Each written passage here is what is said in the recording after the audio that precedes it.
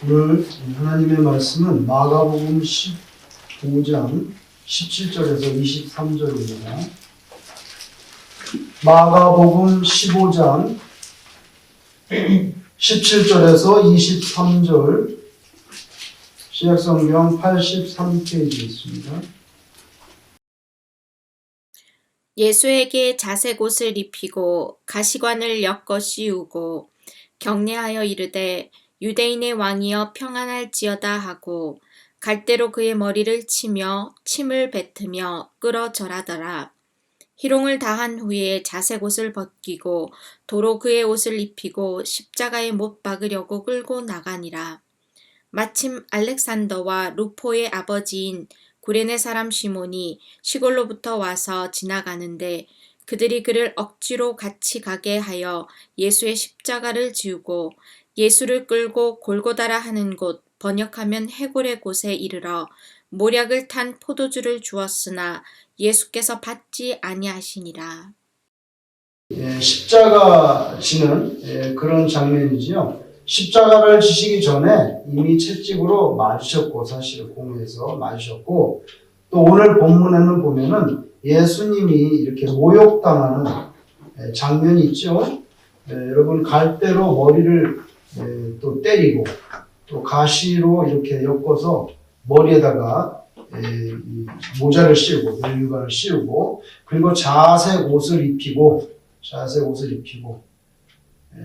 그 앞에 무릎을 꿇어서 유대인의 왕이여 평안할지어다 이렇게 모욕하는 거죠. 그러니까 왕처럼 꾸며준 거예요.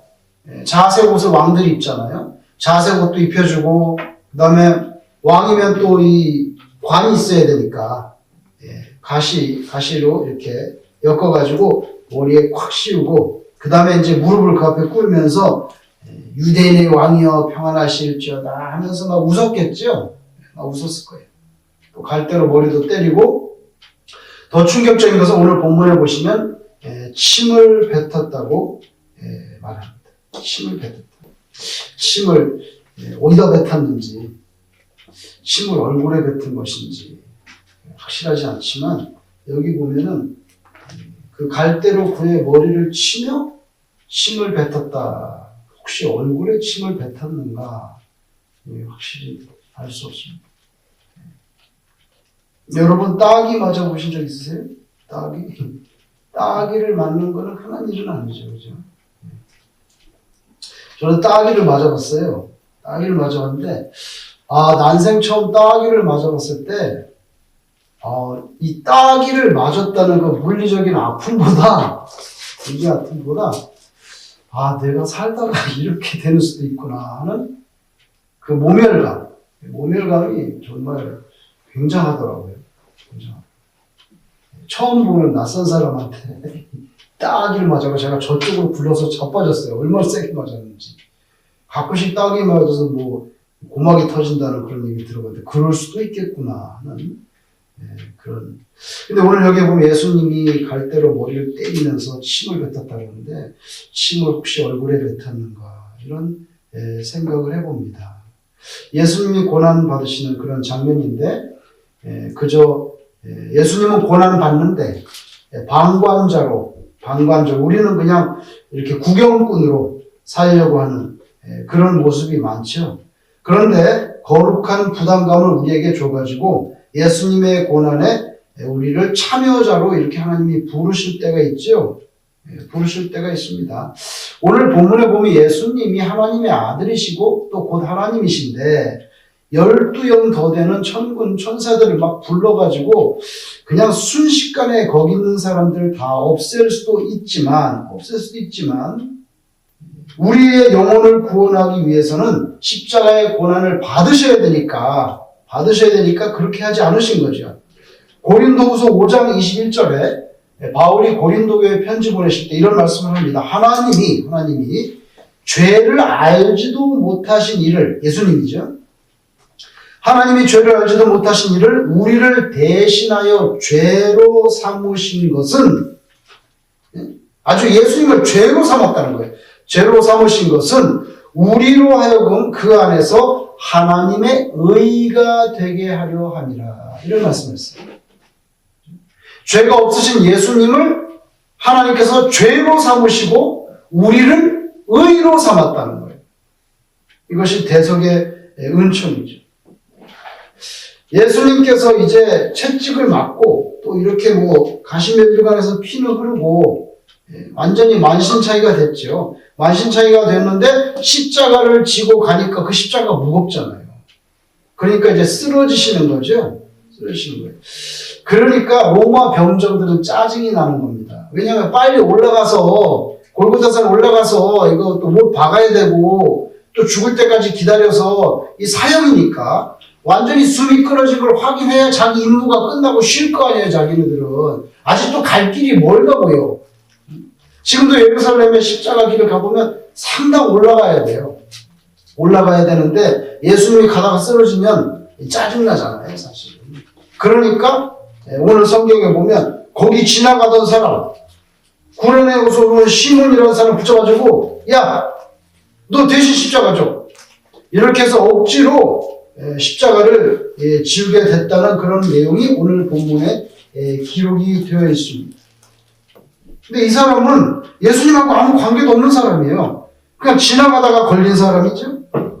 그런데도 오늘 21절에 보시면, 여러분 21절에 보시면 사실은 예수님하고 아무 관계도 없는 낯선 사람인데 그 사람이 십자가를 졌는데 그 사람의 이름이 시몬이라는 것도 나오지만 그 사람의 두 아들의 이름도 나오고 있어요. 그 두 아들의 이름은 누구죠? 알렉산더와 루포. 이렇게 나오죠. 알렉산더와 루포. 그래서 여러분 알렉산더와 루포의 아버지 구레네 사람 시몬 이렇게 나옵니다. 여러분 이 마가복음을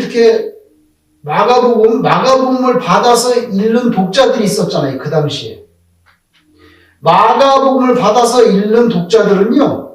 알렉산더와 루포의 아버지 구레네 사람 시몬이야. 십자가 대신 진 사람이. 이렇게 쓴 거 보면은 그 사람들은 알렉산더와 루포를 이미 알고 있는 것처럼 느껴진단 말이에요. 그죠? 아니, 생판 모르는 사람은 여러분, 그렇게 쓰겠어요? 편지 이건 읽어도, 예? 그러니까 알렉산더와 루포의 아버지 구레네 사람 시몬이다 하니까 그 마가복음을 읽는 사람은 이미 알렉산더와 루포를 알고 있는 것처럼 느낌이 온단 말이에요. 그러니까 예수님이 돌아가시고 부활하시고 승천하시고 나서 복음이 많이 퍼졌을 때는 이미 그 예수님의 십자가를 대신 지셨던 시몬뿐만 아니라 그 사람의 아들 알렉산더와 루포까지도 예수 믿는 신앙 공동체에서는 이미 다 알려진 사람처럼 보여요. 굉장히 많이 유명해진 사람이죠. 아, 저 사람 아버지가 예수님의 십자가를 졌던 사람이야. 이렇게 되는 거죠. 그런데 여러분 그 증거가 또 하나 나옵니다. 바울이 로마에 편지를 보내는데 여러분 마가복음은 마가가 썼지만 로마서는 마가가 아니고 바울이 썼잖아요. 바울이 썼는데 마지막에 인사할 때 보면 로마서 쓰고 로마 편지 끝부분에 16장 13절에 보면 이렇게 나옵니다. 루포와 그의 어머니 이렇게 나와요. 주 안에서 택하심을 입은 루포와 그의 어머니에게 문안하라. 그의 어머니는 곧 내 어머니니라. 이렇게 나옵니다. 여기 루포가 만약에 오늘 21절에 나온 알렉산더와 루포의 아버지라 했을 때 루포와 같은 사람이라면 그러면 바울도 구레네 시몬과 그 아들 알렉산더와 루포를 다 잘 알고 시몬의 와이프까지 알고 있는 거죠. 그리고 루포와 그의 어머니에게 안부 좀 전해주세요. 루포의 어머니는 곧 누구의 어머니? 나의 어머니입니다. 이렇게 말할 정도로 굉장히 유명해진 패밀리가 됐다는 거예요. 여러분 처음에는 아무 관계가 없는 사람이었죠. 시몬은요. 억지로 진 십자가 때문에 그가 구원을 받은 것이 아닌가. 그리고 그 사람뿐만이 아니라 와이프하고 알렉산더하고 루프하고 온 가족이 다 예수를 믿게 된 것으로 보입니다. 여러분 우리가 성화를 볼 때 십자가를 지시고 가신 예수님의 그림은 많이 있죠. 많이 있잖아요. 그런데 그 십자가를 잠시 대신 졌던 구레네 시몬의 그림은 별로 많지 않아요. 많지 않아요. 그럼에도 불구하고 성경을 보면 분명히 이 시몬이라는 사람이 세상 죄를 대신 지셨던 하나님의 아들 예수님 그 어린 양의 십자가를 잠시 대신 지고 간 것이 확실합니다. 확실하죠. 그 짓누르는 고난에 동참했던 사람이 바로 구레네 시몬입니다. 시몬. 여러분 그냥 지나가다가 아무 관심 없어요. 혹은 구경하다가 주님의 고난에 억지로 동참하게 된 사람이 바로 이 사람이죠. 그런데 나중에 이 사람이 예수를 믿고 난 다음에 자기가 그 십자가를 진 것에 대해서 얼마나 프라우드했겠어요. 얼마나 감사했겠어요. 내가 그 예수님, 온 세상 사람들을 구하기 위해서 인간의 몸을 입고 오신 예수님의 십자가를 대신 졌던 사람이 바로 저입니다. 얼마나 감사했겠냐고요. 처음에 억지로 졌을 때는 화가 났을 것 같아요. 우리 식으로 말하면 아유 오늘 재수없이 걸려가지고 내가 이 사형틀까지 지고 올라가게 생겼네. 그렇게 됐을 것 같은데 나중에는 얼마나 감사하게 되었느냐 그런 뜻이죠. 여러분 히브리서 11장 13절 14절 이런 말씀이 나옵니다. 또 땅에서는 외국인과 나그네임을 증언하였으니 그들이 이같이 말하는 것은 자기들의 본향 찾는 자임을 나타냅니다. 예수 믿는 사람들, 신앙 있는 사람들은 이 땅에서 나그네라는 거죠. 이거 지나가는 세상. 우리가 한 1000년쯤 사는 게 아니고 그저 100년 정도. 그러니까 지나가는 나그네고 우리는 나그네는 여러분 고향으로 갑니다. 나중에. 결국에는 그 고향은 바로 우리의 영원한 하나님의 나라, 본향을 찾는 그 사람이 신자라는 것을 히브리서 11장에는 잘 말씀을 해주고 있습니다. 오늘 이 시몬 지나갑니다. 예수님 십자가에 지고 피를 흘리고 있는데 지나갑니다. 지나가다가 예수님 만나가지고 억지로 십자가를 졌지만 이렇게 큰 복을 받은 거죠. 무엇보다 자기와 온 가족의 영혼을 구원함을 받았잖아요. 여러분 예수 믿는 사람 이 땅에서 삶이라는 게 거룩한 나그네 그러니까 이 땅에서 그저 물질적인 소유와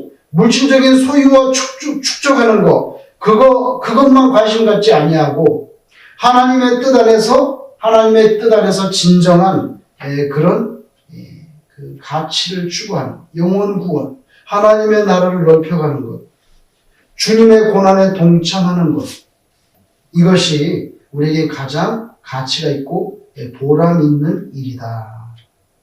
보람 있는 일이다.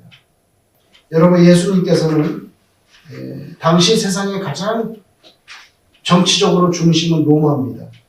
그리고 예수님이 살았던 이스라엘 땅에 가장 중요한 종교 중심지는 예루살렘입니다. 근데 예수님은 로마나 정치나 종교의 그런 핵심적인 땅에서 있지 않고 갈릴리에 그 보잘것없잖아요 사실. 시골이고 변방인데 거기에 있는 사람들 거기에서 제자들을 부르시고 그 사람들과 더불어 하나님의 나라를 넓혀가는 그런 삶을 사셨어요. 저와 여러분도 생각해보면 세상적으로는 그리 대단히 영향력 있는 그런 사람들은 아닙니다. 그렇지만 주님께서는 갈릴리 사람들을 찾아오셨던 것처럼 저와 여러분에게도 오늘도 이 시간에도 찾아오는 줄로 믿습니다. 아멘. 때로 주님을 위해서 우리가 하기 싫은 게 있잖아요. 억지로 하는 건 달갑지 않죠. 그죠? 달갑지 않습니다. 그러나 참고 견디고 또 우리가 마음을 좀 건설적으로 생각해서 혹시 시몬처럼 그날 잡혔을 때는 오늘 정말 재수없는 날이야. 이렇게 됐을지 모르지만 결과를 보면 얼마나 그가 예수님을 믿고 난 다음에 그 영혼이 정말 감사한 사람이 되었겠는가. 그런 생각을 해보면 우리도 때로는 나는 그거 하기 싫은데 그런데 억지로 우리에게 지워지는 그런 부담감, 그런 십자가 그게 오히려 나중에는 정말 감사할 조건이 될 수도 있다. 마태복음 5장 41절 예수님 말씀하시죠. 누구든지 너로 억지로 오리를 가게 하거든 그 사람과 심리를 동행하고 이렇게 말합니다. 심리를 동행하고. 여러분 이 말씀은 로마 군인이 군법상 어디든지 식민지에서는요. 지나가는 사람들 너 이리 와 오죠 해갖고 군인들의 짐을 억지로 지고 그렇게 오리를 갈 수 있도록 되어 있어요. 실제로 로마의 군법에 그걸 말씀하는 것입니다. 누가 그렇게 하면 오리만 가지 말고 심리를 가주라. 아 이건 참 괴로운 말이지요. 내 친구도 아니고 내 아는 사람도 아니고 나의 피를 빨아먹고 나를 짓밟고 있는 그 로마 군인들에게 그렇게 대우하라는 것입니다. 예수님께서 원수를 사랑하라 그랬잖아요. 그죠? 원수를 사랑하는 말씀이 이 말씀과 똑같아요. 여러분 예수님께서 원수를 사랑하라 했을 때 그 예수님의 말씀을 듣는 사람들이 느낄 수 있는 원수는 누구냐면 로마 군인입니다. 우리 식으로 따지면 일본 순사쯤 되는 거예요. 그죠? 그래서 원수를 사랑할 때 너무 막연하게 생각하지 마세요. 그 말씀을 들었던 사람들의 원수는 로마 군인들입니다. 짓밟고 있는. 그 사람들이 즉석으로 징용해가지고 짐을 지울 때 그냥 순순히 가주라. 이게 얼마나 순종하기 어려운 말입니까? 어려운 말입니까? 그런데 예수님께서 하신 이 말씀은요. 예수님의 빈말이 아니었어요. 왜냐하면 예수님께서 십자가에 돌아가실 때 예수님 못 받고 모욕하고 조롱하고 예수님이 엘리 라마 사박다니 그러니까 뭐 엘리야를 찾는데 엘리야가 와서 구원해주나 좀 보자고 막 희롱하고 모욕하는 거죠. 그런 사람들에게 예수님은 뭐라고 말씀했습니까? 누가복음 23장 34절에 이에 예수께서 이르시되 아버지 저들을 사하여 주옵소서 자기들이 하는 것을 알지 못함이니이다. 예수님께서 평상시에 원수를 사랑하라, 오리를 가져라, 심리를 가지고 그 말씀이 빈말이 아니었다는 게 마지막에 십자가에서 기도하시는 장면을 보면은 빈말이 아니었다 하는 것을 알 수 있죠. 억지로 오리를 가게 하면 심리까지 동행해 주라 하신 말씀에 걸린 사람이 오늘 바로 이 시몬이에요. 즉석징용 당한 거죠. 그 즉석징용 당했잖아요. 여러분 우리는요 저마다 내가 하고 싶은 거, 주의 일도 마찬가지예요. 세상 일도 그렇지만 주의 일 중에서도 내가 하고 싶은 거, 하고 싶은 일만 주로 하고 싶어 하죠. 옛날에 그 어떤 집사님 그냥 그 안내 데스크에서 출석 그거 하는 것만 좋아하시는 집사님도 있었잖아요. 아유 다른 걸 하도 그거는 너무 좋아해. 다 자기가 하고 싶어 하는 게 있어요. 너무 좋아해. 이거 뭐 시키지 않아도 돼. 그게 우리예요, 우리. 그런데 신앙생활은 꼭 그렇게만 되지는 않잖아요. 내가 하기 싫은 것도 신앙생활 할 때는 봉사를 해야 될 때가 있죠. 억지로 주어지는 일. 그런 거 우리에게 혹시 다가올 때가 있습니다. 살다 보면. 근데 너무 막 화를 내고 우리가 신경질 내고 재수없는 날이야 이렇게 할 필요 없지 않는가. 오늘 바로 구레네 시몬이 우리에게 교훈해 줍니다. 그 사람 얼마나 화났겠어요 그날. 얼마나 재수없다고 생각했겠어요. 그런데 평생을 살면서 예수 믿고 나니까 그날이 가장 감사한 날로 다가오지 않았겠는가. 여러분 어항 속의 물고기 아시죠? 어항 속의 붕어를 보면 계속 입을 뻐끔뻐끔합니다. 제가 어릴 때 쟤는 맨날 하루 종일 입을 뻐끔뻐끔하나 보니까 뭐 먹는 것 같지도 않은데 뻐끔뻐끔합니다. 그 붕어가 그 속에서 뻐끔뻐끔하는 것은요 물을 이렇게 물을 마셔서 아가미로 내보내는 거죠. 물 속에 있는 산소를 알고 보니까 물을 마시면서 산소가 아가미를 통해서 이제 공급되는 물이 빠져나가 계속 뻐끔뻐끔해야만 살 수가 있는 거예요. 그래서 물고기들에게조차도 여러분 숨을 쉬는 것이 이렇게 만만하지 않아요. 살아가는 것이 만만하지 않다고요. 우리도 마찬가지예요. 이 땅에서 사는 것이 만만하지 않아요. 많은 고민과 갈등과 슬픔과 그죠? 괴로움과 때로는 절망이 막 다가오죠. 다가옵니다. 예수님도 그러셨어요. 예수님도 다 이지한 삶을 살지 않았어요. 예수님 십자가 지시는 거 힘들었죠. 인성이 있기 때문에 피가 흐르고 살이 찢어질 때, 모욕 당할 때 정말 괴로웠죠. 예수님이 그걸 아시기 때문에 겟세마네 동산에서 기도하실 때 뭐라고 말했습니까? 제자들에게 나하고 같이 좀 기도해 줄래? 그러면서 하신 말씀이 십자가를 앞두고 한국말로 뭐라고 번역되냐면 내가 심히 고민하여 죽게 되었으니 너무 그게 지기 싫은 거예요. 십자가가. 심히 고민하여 죽게 되었으니 이렇게 말씀했어요. 마가복음 26장 37절이에요. 그 다음에 죄송합니다. 마태복음 26장 37절이에요. 그리고 우리가 그 마가복음도 보면 14장 34절에 심히 고민하여 죽게 됐다 그랬어요. 예수님께도 십자가가 쉬운 게 아니에요. 어려운 거였어요. 그러나 그것이 하나님의 뜻인 것을 알았기 때문에 결국에는 순종해서 십자가에서 돌아가심으로 우리가 구원을 받게 됐잖아요. 아까 고린도후서에 말씀하신 것처럼 예수 그리스도를 죄로 삼으시고 우리를 하나님의 의가 되게 하셨다는 것. 그걸 이루시기 위해서. 여러분 물고기 어항 속에 있는 심지어 보잘것없는 붕어도 살기 위해서 숨 쉬는 게 만만하지 않아요. 계속 뻐끔뻐끔 돼야 돼요. 여러분 그 바닷속에 사는 그런 물고기들은 그 부레가 있죠. 부레가 있어서 부레는 이렇게 이 공기주머니잖아요. 몸속에 공기주머니가 있어요. 그래가지고 깔아앉지 않고 이렇게 바다에 떠서 자유롭게 다니는 거죠. 자유롭게 다니는데 여러분 그 고기 가운데서도 상어는요. 유독 부레가 없어요. 부레가 없어요. 상어가. 아니, 다른 건 다 부레가 있는데 상어는 부레가 없어요. 부레가 없으면 여러분 깔아앉게 돼요. 그런데 특이한 것은 상어는요. 간이 커. 내장의 25%예요. 간이. 굉장히 간이 커요. 상어가. 그래가지고 여러분 그 간이 주로 지방질로 되어 있대요. 지방이 물에 어떻게 되죠? 뜨잖아요. 그래가지고 부레가 없지만 내장의 25%라는 거대한 간을 가지고 있어서 상어가 물에 뜰 수가 있는데 그래도 다른 물고기들이 가지고 있는 부레보다는 약해. 왜냐면 부레는 공기주머니니까 이 간이 아무리 커도 약하는 거예요. 그래서 간의 도움을 좀 받긴 받지만 그래도 상어가 자유롭게 바다에 다니려면은 그 간의 도움만 가지고 되지 않아요.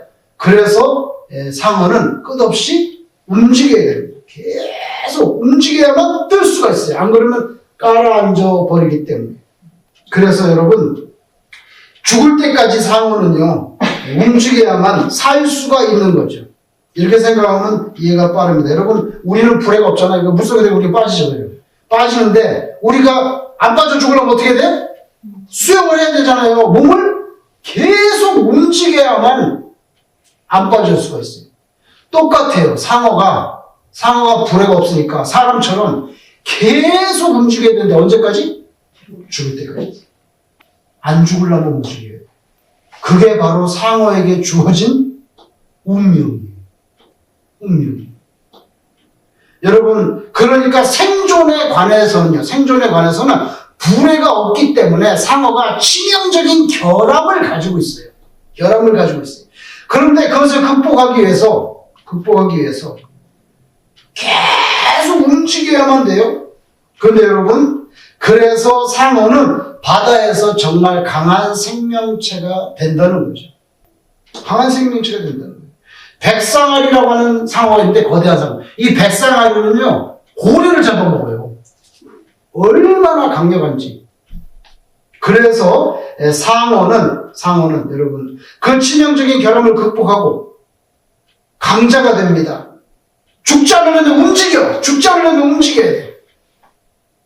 그 고통스러운 억지 상황이 결국에는 상어로 하여금 바다의 왕으로 만들어주는 그런 효과를 나타낸다는 거예요.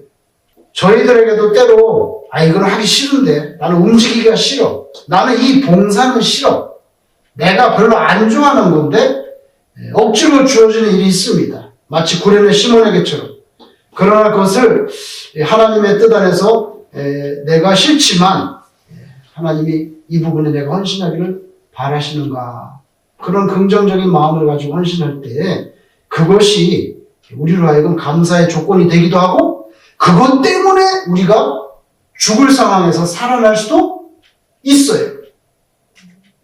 그 생각이 돼요. 여러분 가만히 생각해 보면 우리가 교회 안에서 은혜라는 단어를 많이 쓰잖아요. 근데 하나님께로부터 우리가 은혜를 받아 사는데 그 은혜도 세 가지 종류가 있는 것 같아요. 그 첫째는 뭐냐면요. 그냥 하나님께서 알아서 주시는 은혜야. 하나님께서 알아서 주시는 은혜. 그 우리가 말하는 공기라든지 물이라든지 그 외에 여러분이 생각하는 그냥 내가 뭐 별로 애쓰지 않고 구하지도 않았는데 하나님께서 그냥 주신 거야. 그런 은혜가 있어요. 그래서 은혜도 첫째로는 하나님께서 그냥 알아서 주시는 은혜. 이거는 귀한 줄도 모르고 그냥 우리가 받아서 누리는 그런 은혜가 있습니다. 두 번째 은혜는 뭐냐면요. 알아서 주신 건 아니에요. 내가 간절히 하나님께 매달려서 받는 은혜가 있다는 거예요. 하나님, 저 이번에 시험 보는데 이 시험 저에게 중요합니다. 저 인터뷰하게 되는데 이거 중요합니다. 하나님. 뭐 다른 사람한테는 안 중요하지만 나한테는 이 인터뷰가 중요해. 정말 중요한 만남입니다. 정말 중요한 어떤 제목을 강구합니다. 예를 들면 구약성경에 보면 한나라는 여인이 아기가 없었어요. 그러니까 하나님, 나는 아기가 없는데요. 간절히 강구하니까 하나님께서 그 기도를 듣고 누구를 주셨죠? 사무엘을 주셨잖아요. 사무엘. 그래서 히브리 말로 산무가 뭐냐면요. 에스크라는 뜻이에요. 동사로. 그래서 엘은 뭡니까? 하나님이잖아요. 그래서 사무엘이 별 이름이에요. 아니에요. 뭐예요? 하나님께 간구했다는 뜻이에요. 그래서 하나님께 기도해서 아들을 낳기 때문에 그 이름을 사무엘이라고 신 거죠. 별다른 이름이 아니에요. 하나님께 간구함. 이런 뜻입니다. 얘 이름은 하나님께 간구함이야. 그래서 우리가 생각해 볼 때 두 번째로 받는 은혜는 뭐냐면 하나님이 알아서 주시는 게 아니라 막 매달려서 하나님 우리 교회 부흥하게 해주세요. 뭐 하나님 건강하게 해주세요. 이거 매달려서 받는 그런 은혜가 있다는 거죠. 예를 들면 누가복음 2장에도 시므온이라는 할아버지가 나오는데 이 사람은요 늘 뭘 강조해요. 하나님 내가 죽기 전에 내가 육신의 삶을 정리하기 전에 메시아를 좀 보게 해주세요 하고 늘 기도했던 사람인데 어느 날 요셉과 마리아가 아기를 하나 안고 들어왔죠? 누굽니까? 메시아이신 아기 예수님이잖아요. 그 매달려서 받는 그런 은혜가 있단 말이에요. 그리고 세 번째는 오늘 본문에 나온 것처럼 받고 싶지 않는데 억지로 그냥 갖다가 앵기는 거. 그런 은혜가 있다는 거예요. 그게 바로 억지로 하나님께서 맡겨주시는 그런 부담감이 다가올 때 내가 순종하는 것. 그래서 받는 은혜. 여러분 구레네 시몬이 그런 사람이었고요. 바울 사도도 생각해보면 그분이 알아서 하나님께 막 매달려가지고 하나님 나 전도자 되게 도와주세요. 나 유럽을 돌아다니면서 선교사 되게 해주세요. 그 기도했나요? 아닙니다. 기도는커녕 예수 믿는 사람 잡아 죽이려고 다마스커스로 막 가다가 하늘에 찬란한 빛이 나타나서 사울아 사울아 그래가지고요 억지로 맡긴 거예요. 그래서 바울은 예수 믿는 사람을 핍박하던 자가 이제는 예수님을 해서 자기가 핍박받는 사람이 됐죠. 이게 바로 억지로 떠맡기는 은혜입니다. 그래서 바울은 골로새 교회 편지할 때 제가 볼 때는 정말 장렬한 신앙 고백이라고 표현하고 싶어요. 장렬한 신앙 고백. 골로새 교회 편지할 때 이렇게 썼어요. 골로새 1장 24절에 보니까 뭐라고 말했냐면요. 나는 바울입니다. 나는 이제 너희를 위하여 받는 괴로움을 기뻐하고 너희를 위하여 받는 괴로움을 기뻐하고 그리스도의 남은 고난을 그의 몸된 교회를 위하여 그죠? 그리스도의 남은 고난을 그의 몸된 교회를 위하여 내 육체에 채우노라. 이런 장렬한 신앙고백을 바울이 전도하다가 매 맞은 거, 파선한 거, 밥 굶은 거, 모멸감 느낀 거, 채찍 맞은 거 이루 말할 수 없어요. 예수 그리스도의 남은 고난을 내 육체에 채운다는 게 바로 그 말씀입니다. 이런 장렬한 고백을 하게 됐어요. 여러분 베드로가 소명받을 때 물고기 못 잡았죠? 처음에. 밤새도록 갈릴리에서 그물을 내렸지만 아무것도 잡은 것이 없나이다. 그랬을 때 예수님께서 그 아침에 허탈한 심정으로 그물을 싣고 있었잖아요. 예수께서 오셔서 뭐라 그랬어요? 깊은 데로 가서 그물을 내리라. 낮에는 물고기가 안 나온다고요. 근데 깊은 데 가서 그물을 내리라. 겉으로 보면 나사렛 예수님의 잡은 뭐죠 원래? 목수입니다. 목수가 지금 어부한테 훈수를 두고 있는 거예요. 아니 나이도 비슷했을 것 같아. 그러면 자네는 목수 아니야. 목수가 지금 어부한테 지금 훈수 두는 거예요 지금. 이렇게 말할 수도 있었을 텐데 베드로는 깊은 데 가서 그물을 내리라 하니까 그 말씀에 의지하여 다시 해보겠습니다. 그렇게 순종했을 때 만선의 기쁨을 누리게 된 것을 우리가 보게 됩니다. 여러분 우리가 신앙생활할 때 때로는 내 마음에 내키지 않을 때가 있어요. 그리고 좀 하기 싫을 때가 있어요. 실제로. 그럴 때도 하나님께서 혹시 뜻이 계신가? 나에게 이런 방법을 통해서 주실 은혜가 준비되어 있는가? 이런 생각을 하면은 우리가 좀 감사한 마음으로 신앙생활을 할 수 있지 않겠는가? 역대하 15장 7절에 이런 말씀이 나옵니다. 역대하 15장 7절에 너희 행위에는 상급이 있느니라. 너희 행위에는 상급이 있느니라. 그죠? 그래서 여러분 우리가 신앙생활을 할 때에 하나님께서 우리에게 주시는 거룩한 부담감에 대해서 우리가 순종을 담보로 해야만 받을 수 있는 은혜가 있다. 은혜가 있다. 때로는 그런 것에 대해서 우리가 마음문을 열어놓고 그러면 좀 더 감사하고 기쁜 마음으로 신앙생활을 할 수 있다. 저와 여러분이 그런 성숙한 신자가 되시기를 축원합니다. 네.